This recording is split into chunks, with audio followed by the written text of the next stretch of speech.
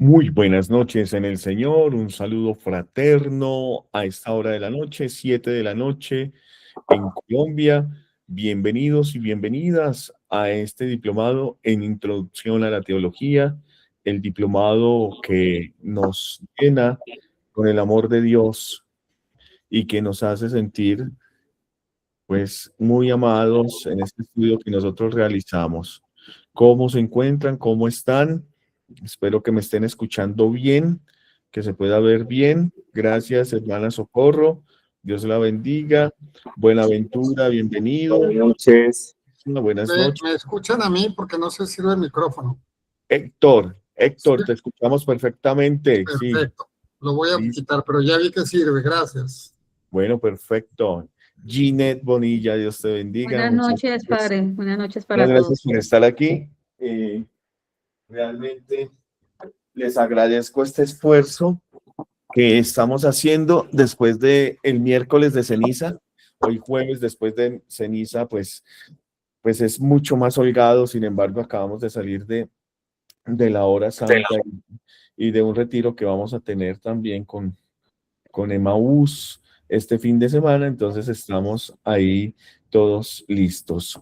¿Qué tal? ¿Cómo va? Hola, Martín. Buenas noches, padre. Buenas noches, Domingo Calderón, Margarita, Galo, ¿qué tal, Galo? Un abrazo. Buenas noches, estimado Padre José. Estamos aquí listos para Bueno, este nuevo espacio tan importante para seguirnos educando. bueno, muchas gracias a ti también. He tenido la oportunidad de conocerlos un poco más en su escritura.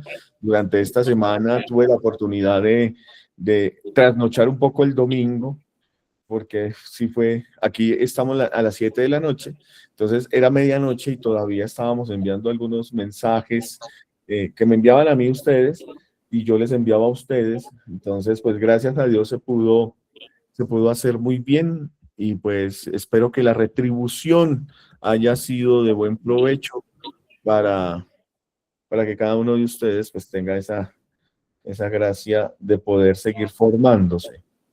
¿Sí? Permítame. Conecto aquí el iPad, es que estoy aquí en otro espacio de la parroquia y el iPad no se me ha conectado. Vamos a comenzar poniéndonos en las manos de Dios, haciendo nuestra oración, como lo hacemos siempre. Vamos a decir todos juntos esta oración que yo les pongo en pantalla para que vayamos repitiéndola en el amor de Dios. Abramos el cielo en el nombre del Padre, del Hijo y del Espíritu Santo. Amén. Oh Creador inefable, tú que eres la verdadera fuente de luz y soberano principio de la sabiduría, dígnate infundir en las tinieblas de mi entendimiento un rayo de tu claridad, apartando de mí la doble oscuridad en que he nacido, el pecado y la ignorancia. Tú que haces elocuente la lengua de los niños, instruye mi lengua e infunde en mis labios la gracia de tu bendición. Dame agudeza para entender, capacidad para asimilar, método y facilidad para aprender, sutileza para interpretar y gracia copiosa para hablar. Dame acierto al empezar, dirección al progresar y perfección al acabar. Tú que eres verdadero Dios y hombre, que vives y reinas por los siglos de los siglos. Amén. Padre nuestro que estás en el cielo, santificado sea tu nombre. Venga a nosotros tu reino, hágase tu voluntad en la tierra como en el cielo. Danos hoy nuestro pan de cada día, perdona nuestras ofensas como también nosotros perdonamos a los que nos ofenden. No nos dejes caer en la tentación y líbranos del mal. Que Dios nos bendiga en el nombre del Padre, del Hijo y del Espíritu Santo. Amén. ¿Ustedes me están viendo bien ahí? ¿Sí ven? ¿Y vieron ahorita el video de la oración? Ah, perfecto. Sí, está muy bien. Es que tengo un problema es aquí con el iPad. No, todo estuvo Voy a, bien. gracias. Voy a tratar de proyectar. Ustedes ven aquí de mi iPad. Y eso, perfecto. Parece que sí, Dios mío. Vamos a hoy a hablar, hemos venido hablando, estamos en un módulo de teología y revelación y estamos en algo muy bonito que tiene que ver con cómo nosotros tratamos de razonar nuestra fe, ¿cierto? Y esto es complicado, esto es complicado. Hoy vamos a hablar entonces de lo que decíamos hace 8 días sobre el tema de la inaccesibilidad. Inaccesibilidad, perdón, es con doble C, de Dios y la reducción religiosa, ¿cierto? Como que no hay, esa palabra inaccesibilidad va a significar como que no hay un camino, como que hay una aporía, ¿cierto? Que hay algo troncado que no nos permite llegar a Dios según nosotros lo podamos pensar. Y entonces llegamos a un reduccionismo que tiene que ver cómo nosotros estamos de la premisa fundamental, ¿no? Entonces, estamos frente a eso. Y la premisa fundamental para nosotros es Dios, pero el Dios totalmente revelado. Eso ya ha quedado claro en este módulo. El Dios revelado. Entonces, como primera pregunta, pues nos podíamos preguntar cómo se dan estas reducciones derivadas de el reduccionismo de Dios, porque parece que es un ser totalmente, pongámosle la palabra ser, totalmente inalcanzable para la razón humana. O sea, yo no lo puedo comprender, entonces, si yo no lo puedo comprender, es mejor dejarlo a un lado. Si yo no lo puedo comprender, entonces, ¿para qué le pienso? Si yo no lo puedo comprender, pues entonces mi razón es totalmente limitada. Entonces tenemos un gran problema. Y la modernidad nos trae una serie de cuestionamientos que nos dicen su Dios es totalmente inaccesible, su Dios revelado, tienen que repensarlo otra vez y por favor piénselo más que todo a través de la razón. Y esto nos va a llevar a un reduccionismo, ¿no? El problema de los reduccionismos es que, pues, la palabra misma es que nos reduce, pues, lo que originalmente puede llegar a ser.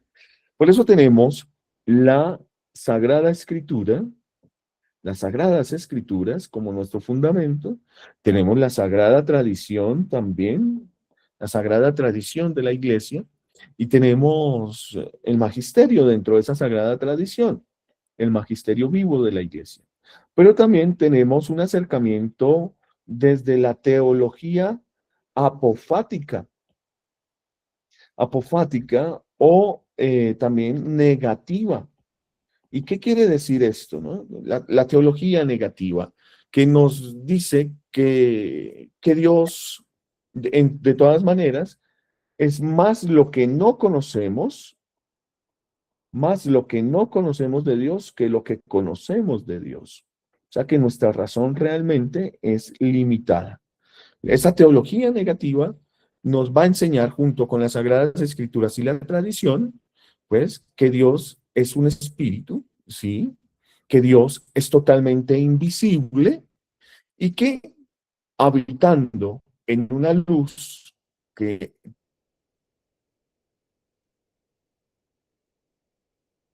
no se puede penetrar, una luz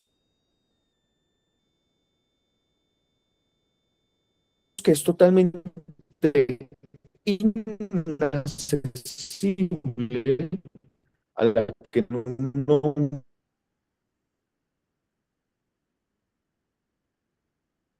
hombre ha visto jamás, ¿no? Ningún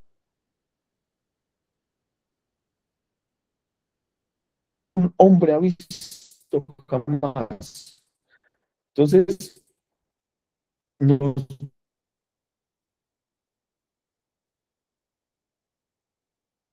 dice esto. Dios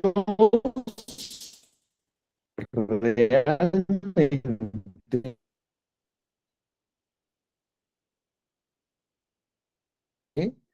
es,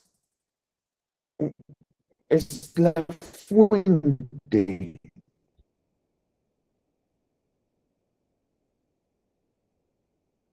de todo. Nos lo dice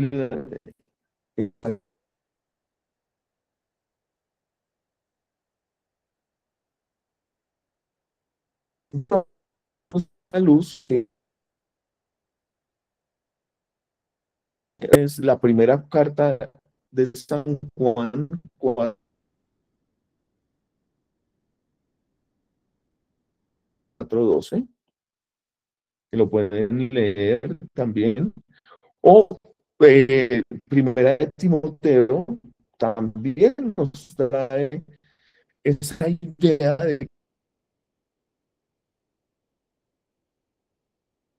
conocer,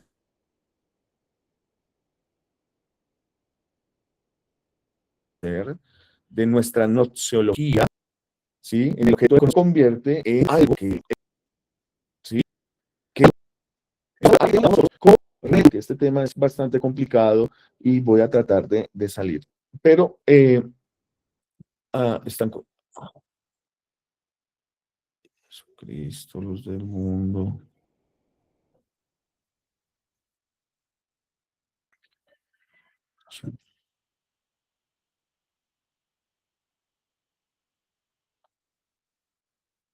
Hola, hola, ¿me escuchan ahí? Volví. Se me había perdido la conexión y yo estaba súper concentrado. Estaba en la inaccesibilidad religiosa, ¿cierto? Eso se comprendió. ¿Sí? Ya se Bueno, escucha. eso, bien. Entonces, vamos a ver el tema del misterio de lo inefable, que es que a Dios no lo podemos conocer en su totalidad. ¿Perfecto? Y pues al no conocerlo en su totalidad, pues hay una serie de acercamientos que lo vamos a hacer en 3 pasos que se convierten en... Si me escuchan bien, ¿cierto, Ginette? ¿Estás conmigo? Me acabaste de escribir, me acabo de llegar el mensaje. Que se convierten en 3 inaccesibilidades. La reducción religiosa, está importante. ¿Lo ven aquí? ¿Sí van conmigo? Listo. La reducción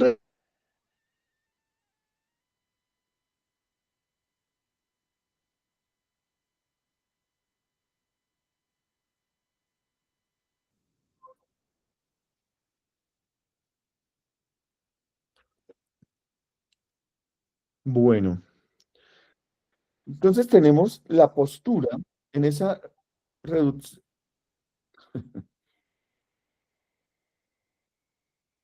Ahí ya estoy con ustedes, ¿cierto? Tenemos la postura de esa reducción religiosa, sobre todo de este hombre Lutero. Lutero nos va a hablar de un Dios totalmente revestido. ¿Qué significa eso? Que la postura más típica de este planteamiento de reducción se origina a partir de esa opción espiritual que pone históricamente Martín Lutero, quien va a poner unas tesis programáticas de que Dios ha decidido, o sea, Dios revestido, es que Dios ha decidido ser incognoscible. Es decir, que Él decidió no dejarse conocer, no dejarse conocer. Interesante, porque también nos va esto a ayudar. Si no se puede conocer, es totalmente incomprensible. Entonces, ni comprenderlo ni conocerlo, pero solamente a Dios, dice Lutero, si no lo podemos conocer o comprender, tenemos un testimonio que es el testimonio de Jesucristo. Entonces, al margen de Jesucristo, pues no lo podemos comprender más. Y esto anuncia la irrelevancia del discurso teológico cuando éste es entendido como el desarrollo del conocimiento natural o racional de Dios. ¿Qué estoy queriendo decir para no confundirlos? Que para Lutero, para Martín Lutero, el centro de gravedad cambia por completo. A él no le interesa, por así decirlo, un Dios que sea desnudo, que se muestre en su totalidad. Ni ahonda tampoco en un Dios en sí mismo. No lo hace, sino que se concentra en un Dios totalmente revestido de sus promesas.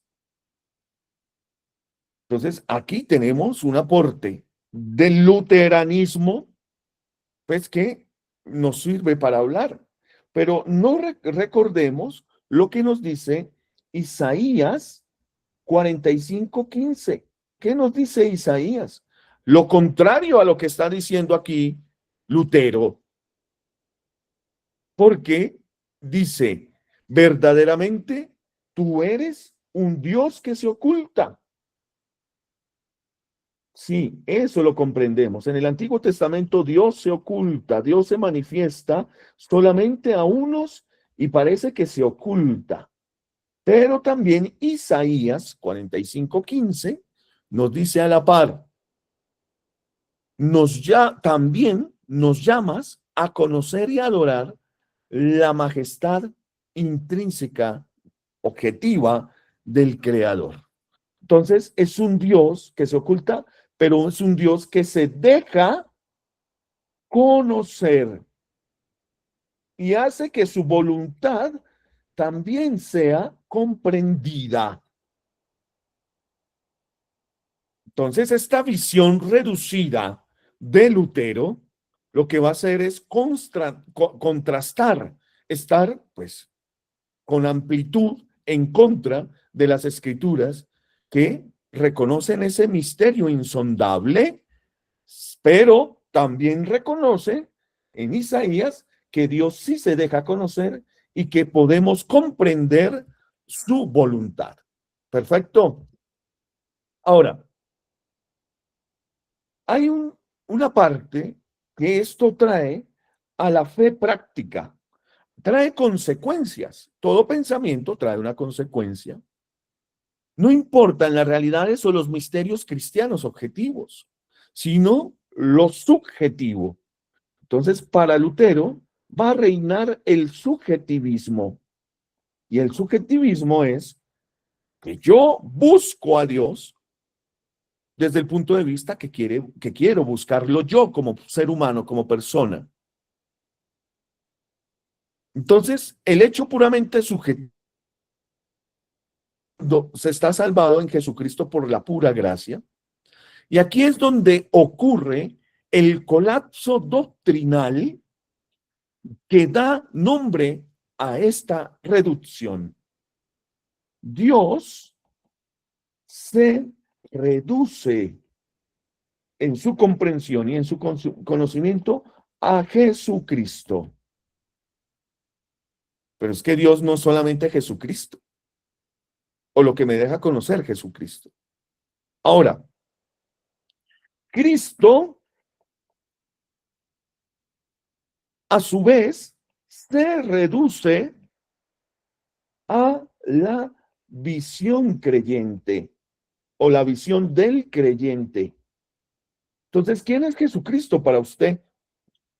No, pues es un ser iluminado. No, para mí es Dios. No, para mí es una persona, un filósofo nato. Para mí es un ser humano que dejó un buen mensaje. Entonces, según la visión creyente que el individuo tenga de Jesucristo, será la visión creyente que se tenga de Dios, lo cual vacía, pues, la fe de un conocimiento totalmente objetivo, de un conocimiento totalmente real de Dios. A esta sazón vienen estos hombres en esta reducción religiosa, Friedrich Schleiermacher, aquí lo pongo, Friedrich Schleiermacher, y también aquí Schleiermacher y Karl Barth nos van a ayudar mucho a comprender este reduccionismo religioso. Esta reducción religiosa, pues, se va a profundizar drásticamente con Schleiermacher, quien hizo un esfuerzo, sí, un esfuerzo por salvar la religión ante el racionalismo de la modernidad. Aún más, Schleiermacher quiso luchar contra el racionalismo de la Ilustración. Y entonces dijo, la religión, Schleiermacher dijo, la religión queda, para salvarla de la razón, porque no se puede comprobar, queda dentro de la esfera del sentimiento. Entonces, el ser religioso es como si fuera un sentimiento. Un sentimiento. O sea que, para Schleiermacher, la religión no se fundamenta en dogmas. La religión no se fundamenta en doctrinas especulativas, que obvio no se pueden comprobar, sino que se define como una intuición. Se define como un sentimiento del universo, o en su fase más madura, como un sentimiento de dependencia absoluta. Espero me haga entender qué es la religión para Schleiermacher, ¿sí? Que esto va a aparecer en el examen final. Mentiras, hermana Socorro, ya. Bueno, sigamos, porque la fe se recluye así en una vivencia emocional, en una vivencia intimista, provocando que el contenido objetivo de la religión pase a un segundo plano frente a la experiencia del sujeto. Entonces, yo soy religioso tanto cuanto tenga un sentimiento religioso, tanto cuanto yo tenga, pues, una experiencia de algo trascendente. Si no la tengo, no soy religioso. Entonces, la religión no es algo especulativo, la religión no es nada de dogmas, la religión no es nada de doctrinas, sino que es un sentimiento. Ahora, durante esta privatización del misterio, la teología dialéctica, que para eso yo les voy a ofrecer unos subsidios, porque yo sé que esto no es fácil de entender. La teología dialéctica del siglo XX, con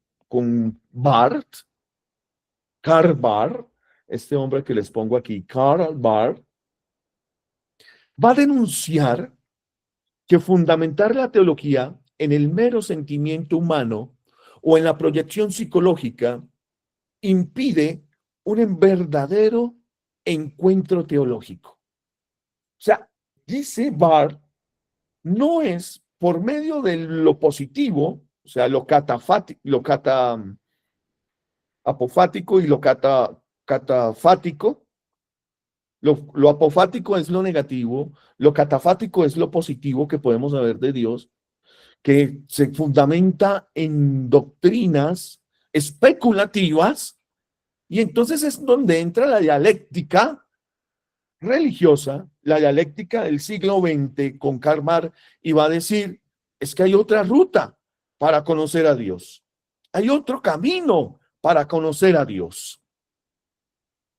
Para los críticos de esta subjetivación, la fe verdadera no debe ser un esfuerzo emocional autogenerado, sino la respuesta a la iniciativa de un Dios soberano que es totalmente otro.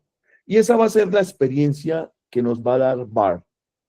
Dios no se le llega por medio de un sentimiento, sino que Dios es esencialmente otro. Y esta expresión otro quiere decir que es un relacional, que es totalmente otro, un ser relacional.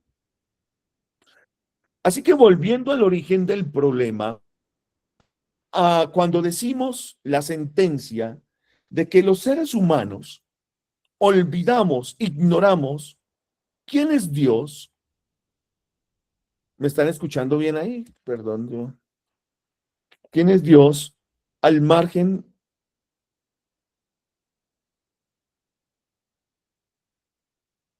Yo espero un momentico porque parece que no tengo internet. Volvamos, Dios mío, Señor. ¿Me Sí escucha? se le escucha bien. Sí, se la escucha bien, padre. Bueno, gracias.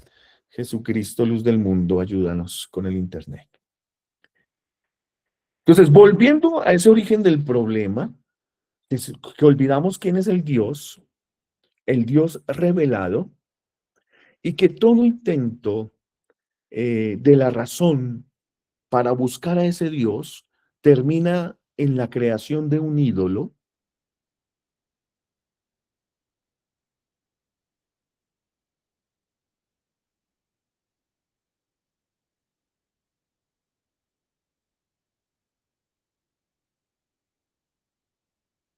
Ahora sí no se escucha.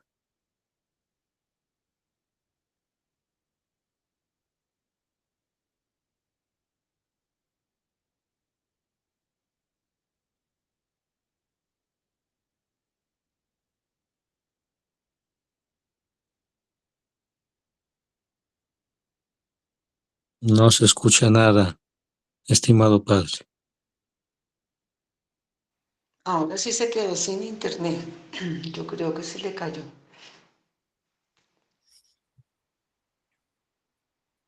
Yo tampoco tengo imagen, no lo veo. Y si de pronto él está concentrado en hablar y en enseñar, pues no se ha dado cuenta que que ya no está en la reunión.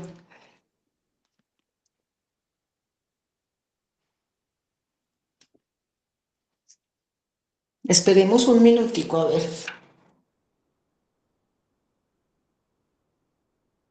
Se nos fue el padre a través de la teología dialéctica.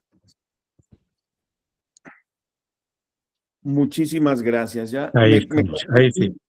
a la sala, permítame entrar.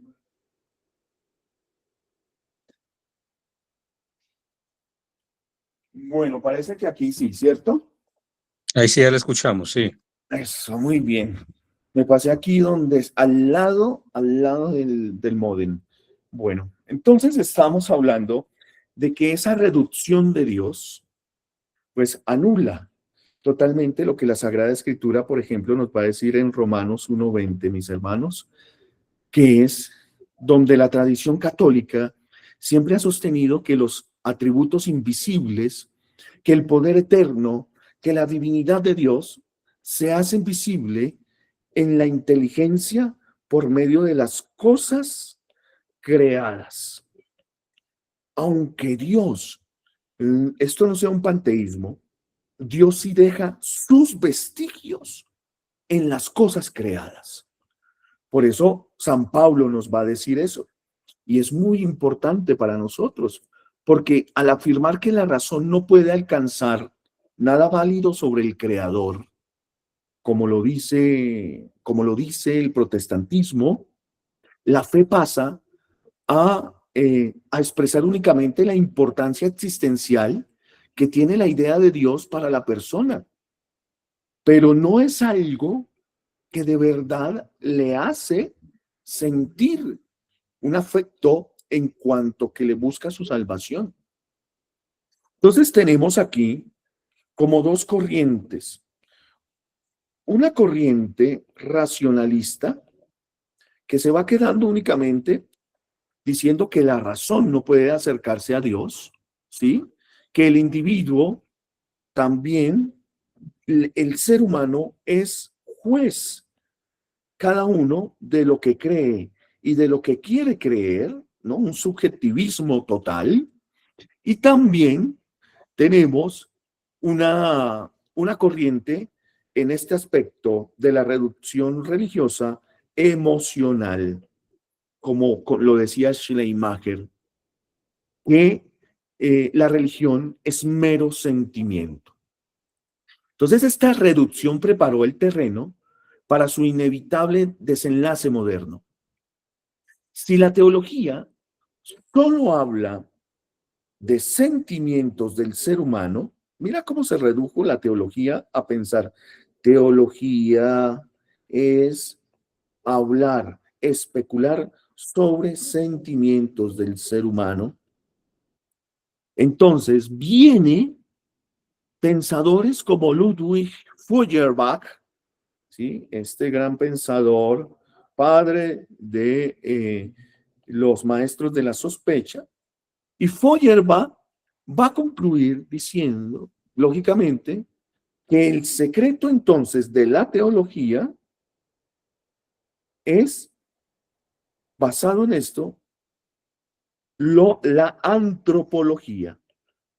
Entonces, la manera como se lea al ser humano va a ser la manera como tú comprendas a ese Dios que quieres conocer.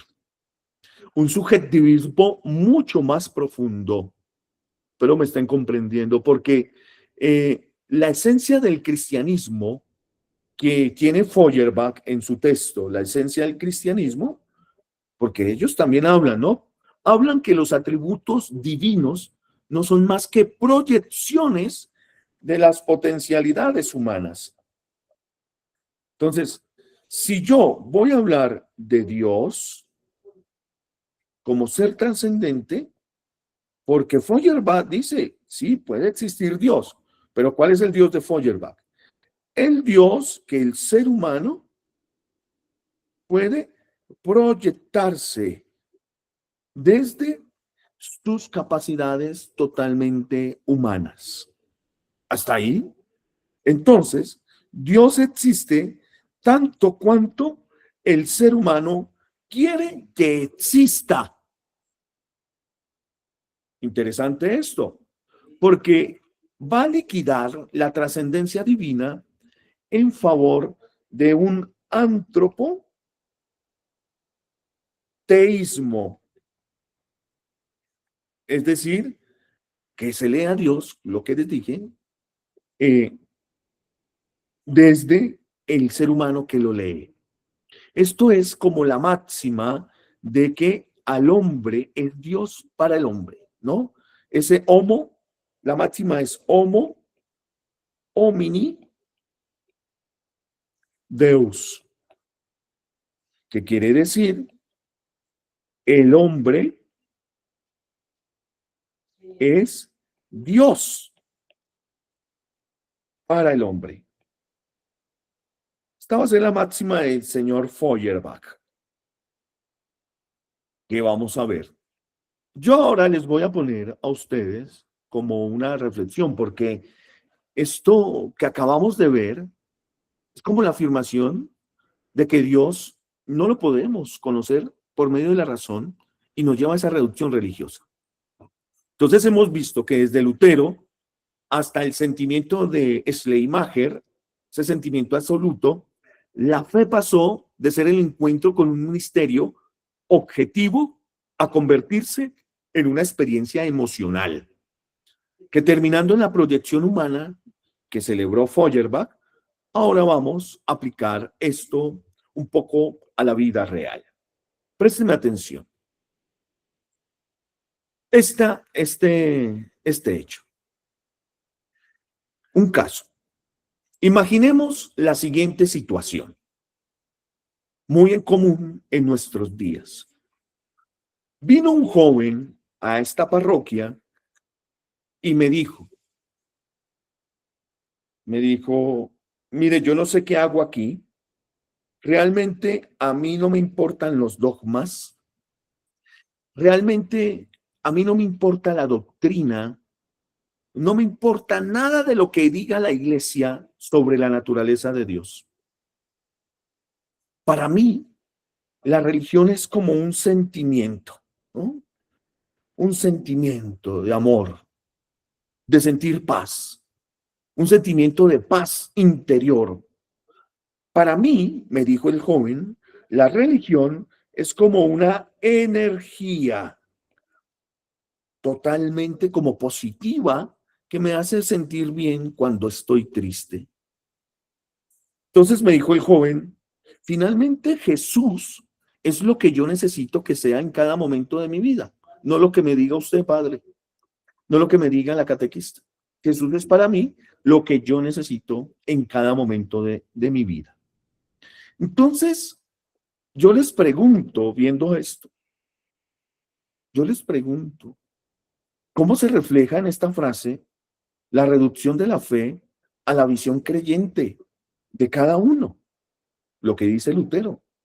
Y ese énfasis en el sentimiento de dependencia que dice Schleiermacher, que hemos visto en esta clase. ¿Será que sí? ¿Cuántos jóvenes no nos dicen eso? Dios sí, religión no. Dios es para mí una fuerza, Dios es una energía. Entonces, lo que el joven está aplicando es la premisa de que no le importa el Dios en sí mismo. No le importa una verdad objetiva. ¿Qué está haciendo? Reduciendo a Cristo, a lo que le interesa de Cristo, nada más. Además, está reduciendo todas las realidades cristianas solo como a una utilidad subjetiva. Al igual que en la postura de Schleiermacher, reduce toda la vivencia religiosa a un estado emocional interno que le proporciona consuelo, ¿no? Pero no quiere pensar en el misterio. No. Yo quiero es pensar en alguien que me dé consuelo. ¿Cuántos de nosotros aplicamos eso en nuestra oración diaria? Muchas veces, ¿cierto? Tranquila, que Dios te ayuda. Dios es como la energía, la fuerza, lo positivo. Piensa en positivo, que Dios te ayuda. No pienses a Dios como en un misterio. Dios es relacional. Dios te va a ayudar. Dios es un sentimiento bonito. Siente amor, amor. Dios te ama, yo me amo, todos nos amamos. Eso es Dios. Pero Dios, no pienses en la cruz, no pienses, ¿no? Entonces tenemos un peligro advertido aquí, ¿no? Por Feuerbach. ¿Por qué es riesgoso que la fe se base únicamente en el mero sentimiento? ¿Por qué? Porque cuando anulamos el conocimiento teológico racional, se abre la puerta a que el creyente no se esté relacionando verdaderamente con Dios, sino que el creyente se está relacionando consigo mismo. ¿Cuántos de nosotros no llevamos en las parroquias, en las iglesias, en nuestro servicio pastoral, nunca relacionándonos con Dios, sino con nosotros mismos? Como afirmaba Feuerbach, como que el individuo terminaría simplemente proyectado en el cielo con sus propios anhelos, con sus propias carencias. Entonces, todo lo que Dios no puede tener, lo que el hombre no puede tener, Dios sí lo puede tener. O sea, yo proyecto en ese ser trascendente mis anhelos o mis carencias humanas. O sea que a este joven que se me acercó aquí a la parroquia, estaría adorando un ídolo emocional. Hay un ídolo emocional en él. y en cada uno de nosotros muchas veces, no solamente en él, porque construimos ese ídolo hasta nuestra medida, porque evadimos el encuentro con el Dios real que interpela, con el Dios real que nos exige metanoia, conversión, con el Dios real que trasciende. Bueno, hasta ahí esa reducción como religiosa, ¿cierto? Aquí lo quise poner, la comprensibilidad dialéctica. Entonces, yo mismo me busco a mí mismo. Dios es una intuición del universo. El Dios a mi medida. Ahora veamos la reducción filosófica. Un poquito más de atención, porque avanzamos en nuestra clase. Porque la propia teología se empezó a vaciar. O sea, ya no tenía como fe. Y ya no era como algo objetivo y se fue construyendo a partir de lo subjetivo. Esta reducción filosófica se produce cuando la metafísica, que es la transformación de la metafísica clásica comienza a cambiar y comienza a querer a encuadrar lo divino, ¿sí? A meter a Dios y todos sus atributos divinos dentro de sus sistemas propios racionales. Entonces, Dios es lo que la metafísica racionalmente nos pueda decir. Domesticando el misterio y alejándonos del Dios vivo. Volvemos otra vez a la dialéctica de la inaccesibilidad. Como hemos visto, el autor moderno que plantea de manera más sistemática y detallada que a Dios, por ejemplo, queda en el plano de lo metafísico y solamente utilizamos para conocer lo divino las herramientas que lo metafísico nos puede dar, pues muchas veces esto metafísico nos dice que Dios es incognoscible, como lo veíamos. Dios es totalmente incognoscible. Y este autor que nos dice que la incognoscibilidad metafísica de Dios por parte de la razón humana, por excelencia, se llama Immanuel Kant. Excelente también. Gran autor, filósofo. Hay que estudiarlo también. No hay que demonizarlo. Él vivió en 1724 a 1804. Un hombre bastante iluminado. Cuando él escribió la obra cumbre, su obra cumbre, ¿se recuerdan cómo se llama? Crítica de la razón pura. Eso, muy bien, gracias, Galo. Crítica de la razón pura estableció como un cerco, como si fuera un cerco, como este círculo, en nuestra mente. Increíble. Porque él va a decir que ese cerco es totalmente estricto en nuestra mente. Porque termina diciendo que el único conocimiento válido es el que resulta entre la conjunción mira esta conjunción, entre nuestra mente, ¿sí? Con respecto al entendimiento y con respecto ahora también con nuestra sensibilidad.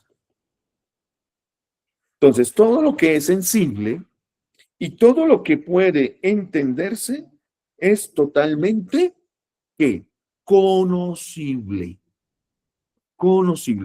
Entonces es un conocimiento para Kant válido. En ese conocimiento válido, que resulta, según esta regla, lo que el ser humano puede efectivamente conocer son esos fenómenos que están fundamentados en la sensibilidad. Entonces, mis hermanos, ¿cómo es la sensibilidad? Por medio de lo sintiente, de nuestros sentidos, que forman por nuestro sistema nervioso, en nuestro cerebro, una percepción. Y esto sensible, ordenado en nuestro cerebro, que se va volviendo percepciones en nuestro cerebro, se ordenan también a una actividad como sintética que tiene el entendimiento, que es el conocimiento a priori. Ese conocimiento que ya está como puesto en la mente del ser humano, que se va a validar, que se va a planificar únicamente cuando ese entendimiento toca lo sensible y lo sensible le da así al entendimiento humano una razón. Hermanos, gravísimo, gravísimo. ¿Por qué? Pues esto es bonito. No es así el caso, la manera psicológica de cómo nosotros nos movemos y existimos. Puede ser. Pero miren ustedes, bajo este esquema, Dios deja de ser una realidad que verdaderamente podamos conocer. Porque Dios, que ya es algo a priori como una idea, pues no se puede comprobar con la sensibilidad. Por lo tanto, Dios solamente queda en el mundo del entendimiento como una idea, queda como un contenido mental. Y ese contenido mental no lo podemos conocer en sí mismo, en plenitud, porque le hace falta algo sensible. Necesitaría yo tocar a Dios. Necesitaría comprobarlo, cogerlo, poderlo meter quizás en un tubo de ensayo. Entonces, la existencia de Dios no resulta racionalmente demostrable. Esta limitación, quizás no seológica, choca con la sabiduría de las Escrituras. Mira, sabiduría, el libro de la sabiduría, 13:5, nos dice lo siguiente: por la grandeza y hermosura de las criaturas, se descubre por analogía a su creador. O sea que por medio de la criatura, que somos nosotros y toda la creación, sabiduría nos está diciendo si es posible conocer por analogía a nuestro creador. De hecho, la tradición cristiana en Santo Tomás de Aquino va a utilizar la analogía para comprobar en esas 5 vías de conocimiento de Dios, para comprobar de que Dios sí existe. Entonces, la tradición defiende que el intelecto humano puede ir más allá de lo puramente sensible para alcanzar esa causa primera. Entonces, la razón no queda encasillada únicamente.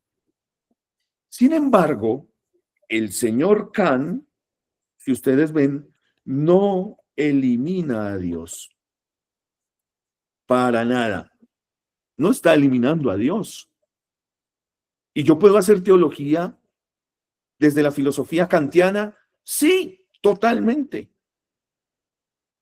Pero ojo, podemos caer en un reduccionismo filosófico. Porque si no lo elimina, Dios es importante para el destino humano. O sea, Dios es importante para el final del ser humano, para el destino del ser humano. Por eso, Dios tiene que estar en la vida del ser humano. Ojo, porque Kant, fundamentándose en esto, viendo que es un contenido mental, está diciendo, en últimas palabras, que Dios es una idea.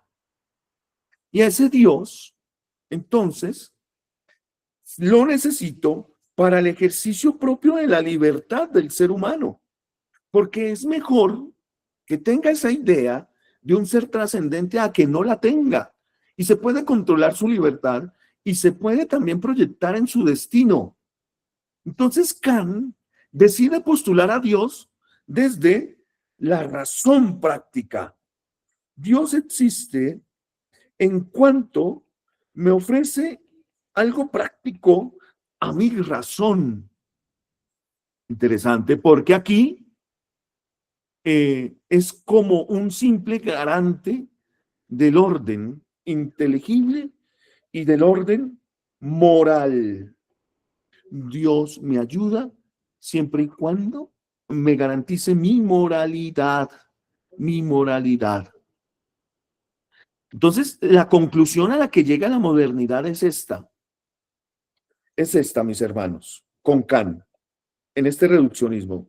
Yo puedo tener fe en Dios completamente, sí, en un Dios que es un postulado, pongámoslo acá, postulado, o sea, como una idea, un concepto, un contenido mental, pero no puedo obtener un conocimiento válido sobre él. ¿Sí? Y esto es, pues, la inaccesibilidad de Dios. Aquí tenemos una gran trampa, porque viene el señor Heidegger. Heidegger nos trae el concepto de la ontoteología. Entonces Heidegger va a ser muy astuto porque este reduccionismo encuentra aquí que la filosofía cometió el error de pensar a Dios como un ente. Entonces, ente, ¿no? Como esto de onto se transforma como en ente, en el ser. Pero un ente entre otros entes. Un ente entre otros entes. O sea, es un ser entre otros entes. Convirtiendo en esa dialéctica de la inaccesibilidad la metafísica en una ontoteología. ¿Qué quiere decir esto? Porque al buscar el fundamento de los entes, la filosofía va a situar a Dios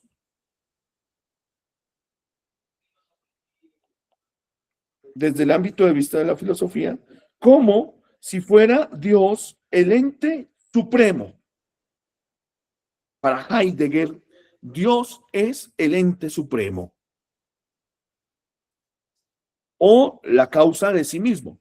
Pero lo que lo está integrando en una cadena de causalidad lógica que sirve para explicar el mundo, pero priva a Dios. O sea, yo puedo explicar que este ser pudo haber creado, pero no sirve para explicarlo en sí mismo, ¿cierto? Priva a Dios de su verdadera divinidad. Entonces Heidegger dice con gran agudeza que este Dios de los filósofos es un mero postulado lógico ante el cual no hay reverencia posible. O sea que el hombre no puede caer temeroso de rodillas, así como tampoco puede tocar instrumentos ni bailar ante este Dios, que no puede comprobar. Interesante porque frente a esta reducción que convierte a Dios como en un ídolo de nuestra mente, un ídolo de nuestra propia mente racional, llega un fenomenólogo, el fenomenólogo llamado Jean-Luc Marion, que ustedes de pronto lo han escuchado. Y Marion lo que dice es que va a proponer un movimiento radical. Pensar a Dios sin la categoría limitante del ser. Uy, Dios mío, se complica la cosa. Si Heidegger dice que Dios es el ser supremo, o bueno, no lo dice así, lo dice más como ente supremo, pues entonces Marion va a decir, ojo porque es fenomenólogo, ya lo comprenderemos después, Dios debe ser pensado sin la categoría ser. Hay que eliminar eso. Uy, complicado, porque cualquier teología que se limite a un discurso racional acerca de Dios corre con el riesgo de atrapar a Dios en un ídolo conceptual. Únicamente, Dios es un concepto a la medida de la mirada humana. Por eso es fenomenólogo, Jean-Luc Marion. O sea, hay que salir de esta trampa que nos pone Heidegger. Y la trampa, entonces, es que superando esto, se acude a la distinción de tres órdenes de Pascal. Blaise Pascal, ¿lo recuerdan?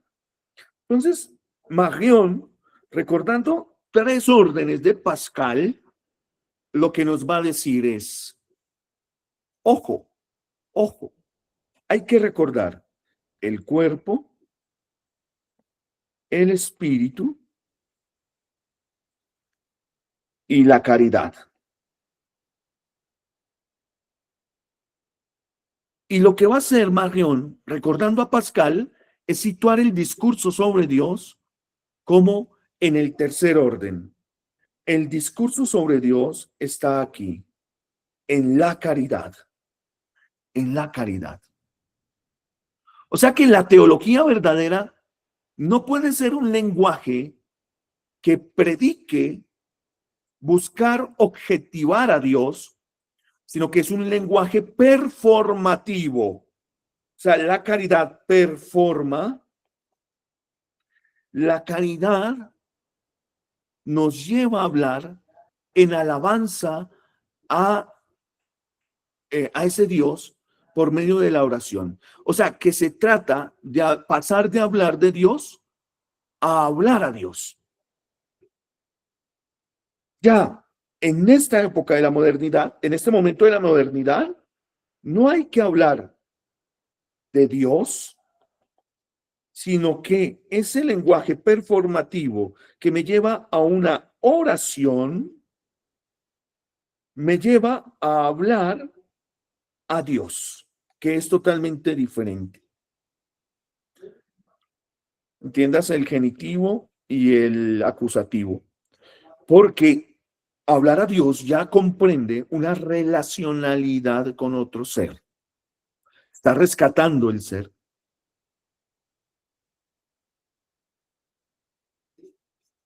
Entonces, miremos una cosa, un análisis.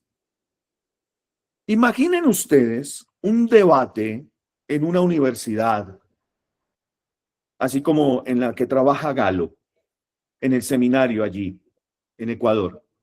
Un profesor de ética va a decir, mis hermanos, nadie puede comprobar racionalmente la existencia de un ser y un ser divino.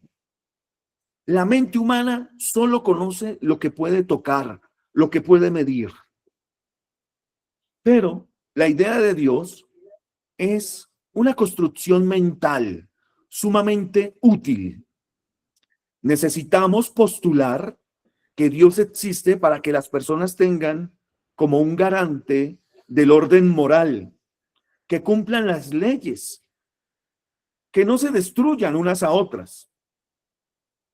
O sea, fuera de esa utilidad moral, Dios es solo un concepto abstracto, una causa lejana del universo, a la que es totalmente absurdo rezarle. ¿Qué dirían ustedes? Parece que no. ¿Cierto? Pues porque somos creyentes. Pero esto también es lindo, porque nos lo argumentan bien. Quizás la respuesta como creyentes sería: la vía del amor nos traslada del hablar de Dios, o sea, intentar definirlo o usarlo como un postulado útil para la ética, al hablar de Dios. Como dice Primera de Juan 4:8, es que yo hablo a Dios y descubro que Dios es amor. Dios es amor. Y eso significa que el creador no es un concepto que la mente debe dominar, sino que es un misterio de donación para que se desborde nuestra capacidad y que podamos responder adecuadamente rindiéndonos en relación personal, en caridad, respetando su verdadera divinidad.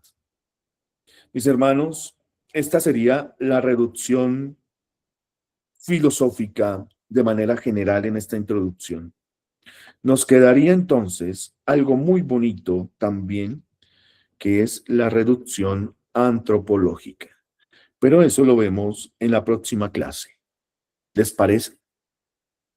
Para no atiborrarlos a ustedes con tanta información. Gloria al Padre, y al Hijo, y al Espíritu Santo, como era en el Como en el principio, principio, ahora y siempre, por los siglos de los siglos. Amén. Hay que estudiar filosofía un poquito. Y está bien. Y está bien. Un poquito. Y hay que tratar de no demonizar a quienes son, a quienes hacen estos postulados. Antes bien nos ayudan a saber pararnos en nuestra fe. Que hay que leer a Heidegger, que hay que leer a Kant, a Feuerbach, a Nietzsche, que lo vamos a ver ahorita en la reducción antropológica, que hay que leer a Marx, que hay que leer a Freud, que hay que leer a Marion. Sí, hay que hacerlo y sobre todo tratar de comprender, porque eso hace que nosotros vivamos en este tiempo con estos pensamientos y estas ideas. Quizás lo humano esté pasando de moda, pero esto ya se venía en nuestros postulados modernos. Cuando se habla de los Terian o de los jóvenes que quieren ser perros u otros animales, esto ya nace incluso de estos pensamientos subjetivistas. Yo soy lo que yo quiera ser y usted no me tiene que negar absolutamente nada. Y hoy puedo ser perro, mañana puedo ser humano y mañana puedo ser lo que quiera. Y usted no me tiene que decir absolutamente nada. Iglesia, institución, doctrina, nada de eso. Y parece que está bien, ¿no? A nosotros educamos, ustedes los educan bajo esos conceptos de que el niño tiene que crecer y saber si adopta el cristianismo o no, porque él está en su libertad. Está en su libertad, entonces el niño tiene que crecer. Y ir en contra de eso actualmente, pues sería ser juzgado. Predicar el cristianismo actualmente es persecución. Que el Señor nos ayude.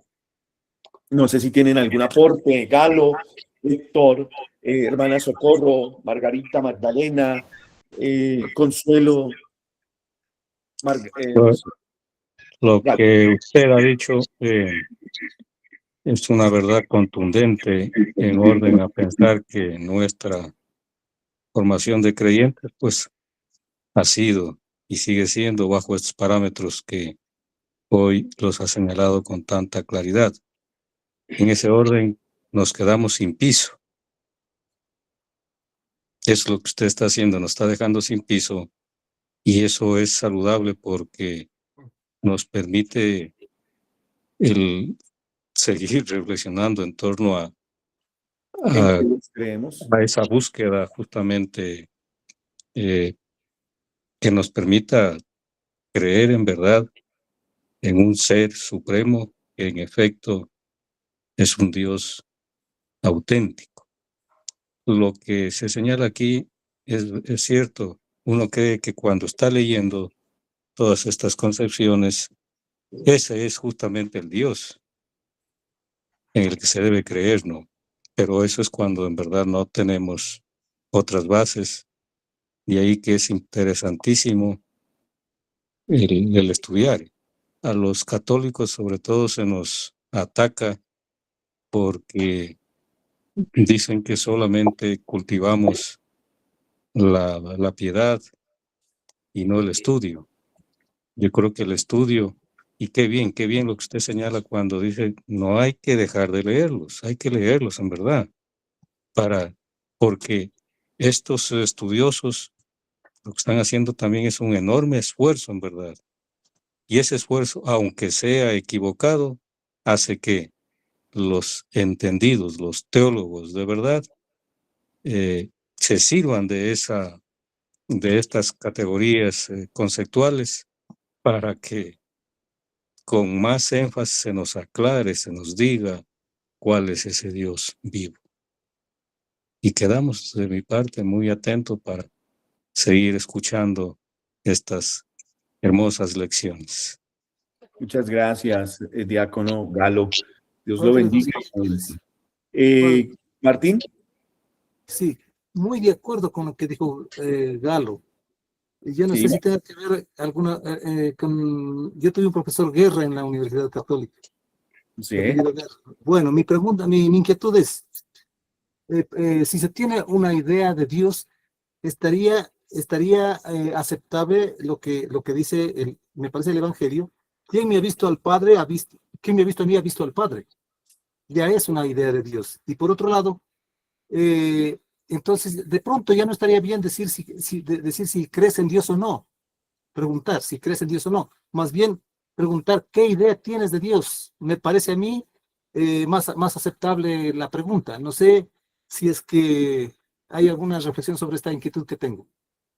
Martín, sí, y lo vamos a ver, sobre todo con el reduccionismo antropológico, que nos va a matizar mucho lo del reduccionismo filosófico que vimos.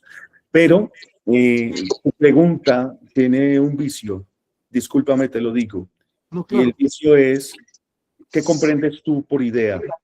Si lo que está comprendiendo Kant con una conceptualización, con una mentalidad sobre Dios, o idea como algo, también como dice Kant, a priori concebido ya en nuestra naturaleza humana, o idea como una iluminación que Dios procura en el ser humano.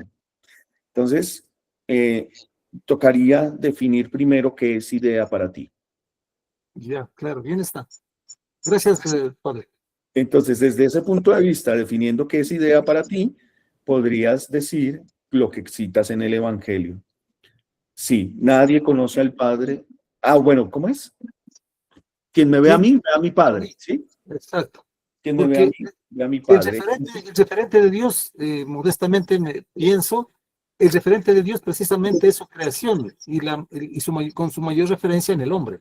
Entonces, allí tenemos idea desde el punto de vista de la revelación, que nosotros creemos que Dios es creador y que ha dejado sus vestigios y en nosotros la capacidad poder verlo en los hermanos, en los demás. Sí. Bien. Tenemos a Neinoth, aquí a nuestra hermana que alzó la mano ahorita. Sí, señor, con Margarita, es que no he podido cambiar ese nombre ahí. Sí. Tan solo llevamos 3 citas y creo que se hace totalmente necesario conocer a todas estas filosofías que nos dan como el fundamento para reafirmarnos más en nuestra fe. y saber que tenemos a un Dios vivo en el corazón y que la humanidad necesita personas preparadas para que podamos rescatar, si vale la palabra, sí, la fe y la creencia en un Dios vivo y redentor. Amén. Muy bien, Margarita. Hay un libro de Rossino Ghibellini que se llama La teología del siglo XX. Así.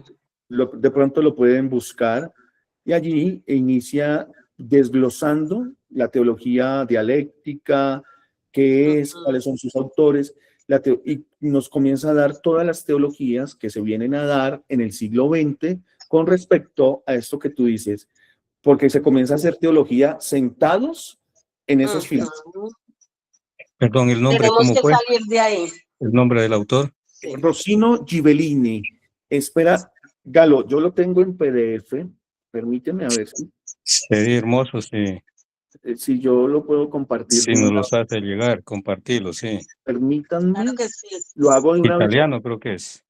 Sí, lo hago de una vez. O si no, el problema va a ser que yo cierro el computador y me voy a otra actividad. Entonces no les entrego nada. Nos lo envía mejor. Sí. Ya, aquí lo estoy descargando de mi base de datos y se los voy a enviar al grupo, ¿vale? No pasa nada. Esos son textos que ya están ahí. ¿Cómo se llaman ustedes? Intro teología. Sí. Ay, Dios mío. Intro teología. Descargas. No me aparece todavía.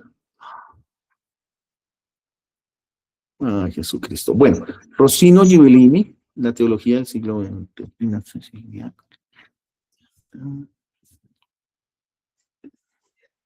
No me lo descargo. Guardar en descargas. Ahora sí. Ahora sí, ya.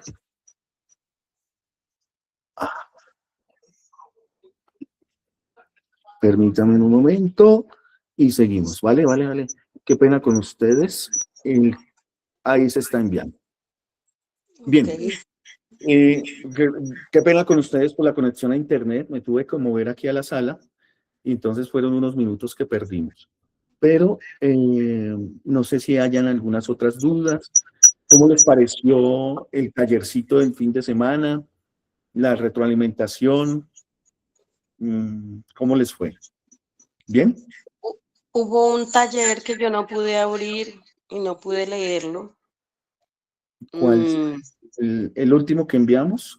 Creo que sí. Sí, no sé qué pasa. De pronto es problema con mi celular. Sí. Bueno, Margarita, puede ser. Pero el taller fueron las preguntas, ¿cierto? El de las preguntas sí lo leí. Sí, las 3 preguntas, sí. ¿Tú estás en otro diplomado conmigo, Margarita? No, señor, solamente en eso. Sí. Ya. Entonces, sí, fueron las preguntas y que tuve la oportunidad de hacerle la retroalimentación a cada uno de los que escribieron. Bueno. ¿Sí les llegó el libro? Sí. Sí, señor. Sí, señor, ya. Hay que leer esos espíritus. Leerlos. Sí, toca. Sí.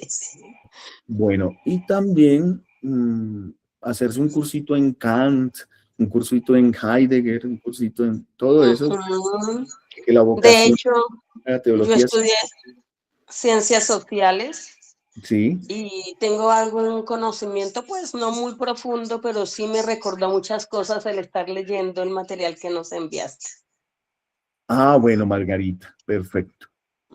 Perfecto. Bueno, eres entonces una persona que tiene ya un conocimiento sobre eso. Gracias. Consagrémonos a María Santísima. Ok. Digamos, bendita sea tu pureza. Bendita sea tu pureza y eternamente lo sea. Pues. Todo Dios te requiere tan grandiosa vez. Sagrada María, yo te ofrezco en esta noche. Alma de mi corazón, míranos con compasión, no nos dejes, Madre mía. Mi corazón a tus plantas pongo, oh bendita María, para que a Jesús le ofrezcas junto con el alma mía. Amén. Amén. Que Dios nos bendiga en esta noche, en el nombre del Padre, del Hijo y del Espíritu Santo. Santo, amén. Feliz Cuaresma. Dios les bendiga. A leer también Padre. el mensaje para la Cuaresma del Papa León XIV. Chao. Súper bien. Chao, Padre. Chao, Hermanas. Dios bendiga. Chao, profe. Gracias. Paz y bien para Chao a todos. todos. Feliz noche. Chao, chao. Chao, chao.